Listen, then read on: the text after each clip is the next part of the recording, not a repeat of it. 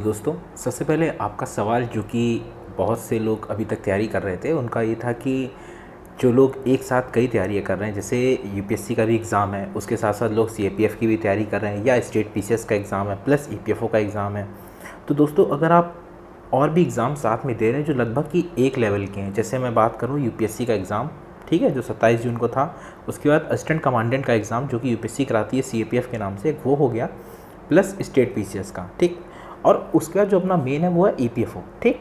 तो कहने का मतलब ये है कि इन चारों को हम कैसे लेके चल सकते हैं।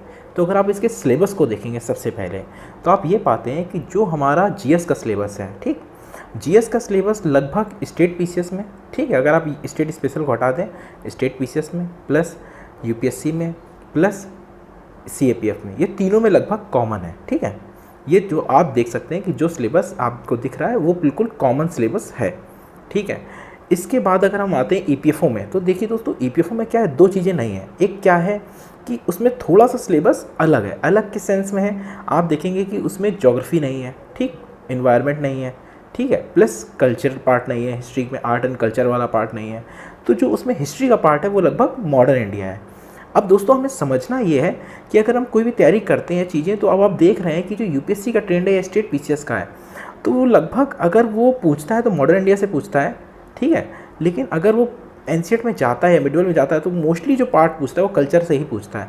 तो आपके लिए जो ईपीएफओ में नहीं आ रहा वो क्या है, आर्ट एंड कल्चर देखा जाए तो, और ज्योग्राफी, ये दो पार्ट आपके हैं जो नहीं आ रहे हैं, ठीक है।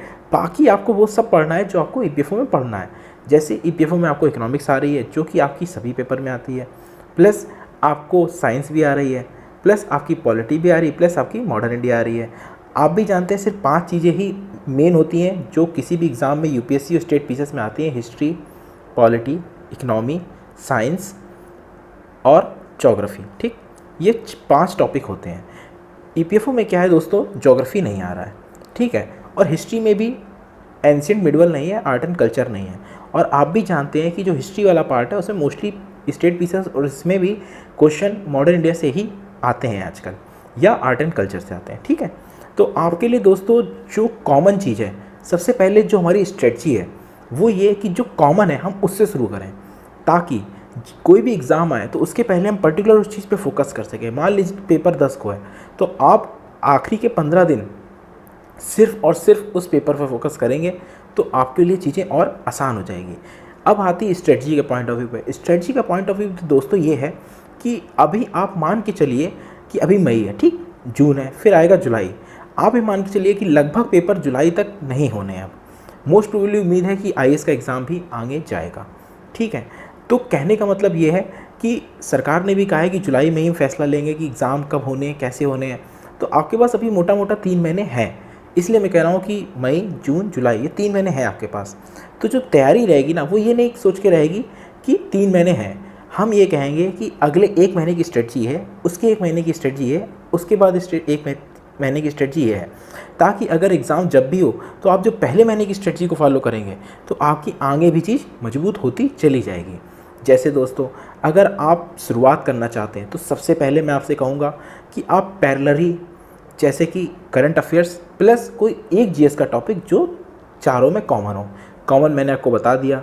आप शुरुआत करेंगे तो बेसिक और स्टैटिक चीज़ से करिए, जैसे आप मॉडर्न इंडिया और पॉलिटी को ले लीजिए। मॉडर्न इंडिया, पॉलिटी और करंट अफेयर्स, इन 3 चीज़ों को आप पैरेलल चलाते रहेंगे तो आपका ये मान के चलिए कि आपकी चारों exam, state PCS, UPSC, CAPF, EPFO, लगभग ये चारों में कॉमन चीज़ चलती जाएगी। उसके बाद नेक्स्ट मंथ की स्ट्रेटजी होगी कि आप इकोनॉमिक्स और साइंस को पकड़ेंगे, ठीक है दोस्तों। उसके बाद जो अगला महीना होगा, तीसरा महीना, उसमें आप उस चीज़ को पकड़ेंगे जो पर्टिकुलर एग्ज़ाम में आ रही है, जैसे ज्योग्राफी प्लस आपकी आर्ट एंड कल्चर। वो मैं इसलिए कह रहा हूँ दोस्तों, ज्योग्राफी और आर्ट एंड कल्चर आप जुलाई में लीजिए ताकि कॉमन चीज़ आपकी निपट जाए, और जो अंतिम पार्ट बचा है वो आप उस समय कर सकते हैं। और मैं इसलिए कह रहा हूँ दोस्तों क्योंकि एग्ज़ाम जो आप मान के चलिए लगभग 3 महीने बाद ही होगा, ईपीएफओ का एग्ज़ाम और अदर एग्ज़ाम भी। इसलिए कह रहा हूँ कि अगर आप इस बेस पे तैयारी करेंगे तो इससे क्वेश्चन भी ज़्यादा आते हैं, जो मैंने बताया आपको, करंट अफेयर्स, हिस्ट्री, पॉलिटी, है ना, इकोनॉमिक्स हो गया, साइंस हो गया। तो ये एक वास्ट पार्ट भी है और एक अच्छा पार्ट भी, जो सारों में कॉमन है। अंत में हम उस पार्ट को पढ़ेंगे जो हमारा सबसे अलग है, और दोस्तों एक चीज़ और ध्यान रखिए, जो वर्किंग प्रोफेशनल्स हैं उनके लिए मैं स्ट्रेटजी अलग से डालूंगा, क्योंकि मैं मानता हूँ कि जो वर्किंग है या वर्क फ्रॉम होम कर रहे हैं उनके लिए 4 से 5 घंटे के लिए ही स्ट्रेटजी होनी चाहिए। बाकी जो लोग घर पे हैं, लगभग ये मान के चलिए आपको 10 घंटे देने हैं। आप अगर 10 घंटे अपने कॉन्टिन्यूस दे रहे हैं तो ये मान के चलिए कि आप तैयारी में हैं और बने रहेंगे। और अगर आप घर पे हैं और फिर भी अगर आप इससे ज़्यादा निकाल पा रहे हैं तो बहुत अच्छी बात है, लेकिन मैं फिर भी 10 घंटे मान के चल रहा हूँ। ठीक है दोस्तों, ये तो तैयारी वो हो गई जो आपको EPFO, UPSC और स्टेट PCS इन चारों की कॉमन थी। ये मैंने आपको पूरा बता दिया। और मैं वीकली मंथली जैसे स्ट्रेटजी डाल रहा हूँ, अभी मैंने करंट की डाली, इंग्लिश की डाली, अब मैं मैथ और उसकी डालूंगा, तो आप उसको फॉलो करिए। ठीक है, मैंने GS के पॉइंट ऑफ व्यू पर इन चारों को बताया है आपको। ठीक है, अब मैं आता हूँ कि आपके जैसे CAPF में क्या होता है दोस्तों कि मैथ भी आती है, इंग्लिश भी आती है, रीजनिंग भी आती है, तो मैं उस पॉइंट ऑफ व्यू पे आपको बता रहा हूँ। आपको क्या करना है दोस्तों कि जो हमारा मैथ, इंग्लिश और कंप्यूटर और रीजनिंग ये 4 पार्ट है, ये से लगभग EPFO में 40 क्वेश्चन आते हैं। अगर आप CAPF की बात करेंगे दोस्तों तो उसमें भी जो एक पहला पेपर होता है, आप जानते हैं उस पेपर में रीजनिंग आती है, मैथ आती है, ये सारी चीज़ें आती है ना, और उसके बाद सेकंड पेपर में उसमें इंग्लिश वगैरह भी आती है। तो कहने का मतलब आपको GS को पैरेलल लेके चलना है। ठीक है, उसी के पैरेलल में आपको मैथ और इंग्लिश को लेके चलना है। आपको चैप्टर बाय चैप्टर, जैसे कि मैंने EPFO में आपको लगभग 16 चैप्टर कराए हुए हैं, तो आप पेपर उठा के देखेंगे तो UPSC के जो एग्ज़ाम है उन्हीं 16 चैप्टर्स में ही आते हैं। उसमें से 20 अच्छे सवालों की प्रैक्टिस कराई हुई है। आप कुछ मत करिए, सिर्फ उन्हीं सवालों को प्रैक्टिस कर लीजिए। अगर आपको और अच्छे से करना है तो CSET का बैक ईयर पेपर आता है, उसको ले लीजिए, उसको आप प्रैक्टिस कर लीजिए। बस उतने को आप प्रैक्टिस करे रहेंगे तो आपके में एक रिदम बना रहेगा, जैसे सवाल आएंगे आप देख के समझ जाएंगे और कर लेंगे। लेकिन आपको मैथ की प्रैक्टिस तो कॉमन धीरे धीरे करनी, जैसे हमने कराई हुई है। ठीक है, इंग्लिश की स्ट्रेटजी मैंने डाली हुई है इसके पिछले वीडियो में, आप उसको देखिए, समझिए।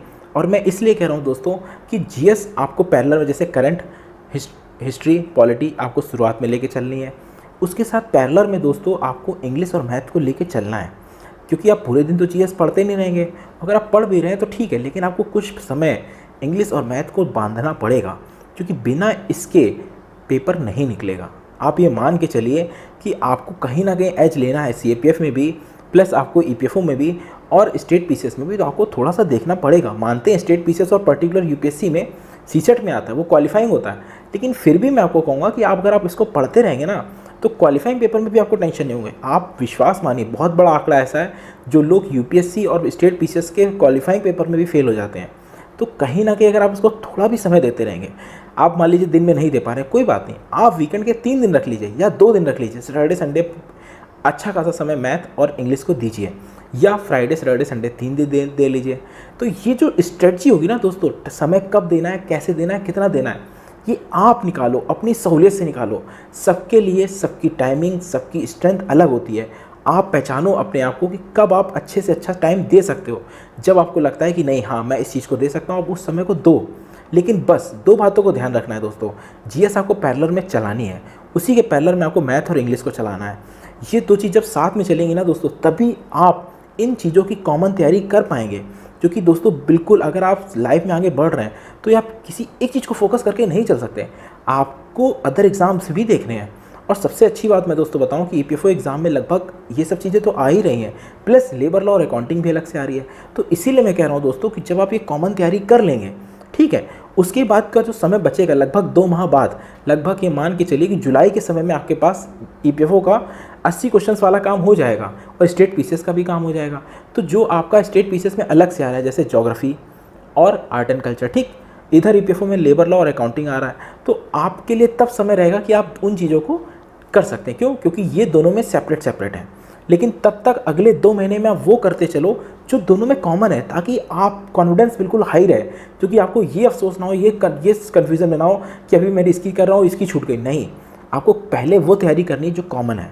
ठीक है दोस्तों, बस। और इसी तरह ही आगे पूरी स्ट्रेटजी, आपको कोई भी लगता है इस चीज़ पे स्ट्रेटजी चाहिए, किस पे भी कोई भी क्वेश्चन आप कमेंट करो, उस पर मैं वीडियो बनाऊँगा। और शॉर्ट सीरीज़ आप ज़रूर देखिएगा, उसमें आपके लगभग हर सवाल का मैं जवाब दे रहा हूँ। बेस्ट ऑफ लक दोस्तों।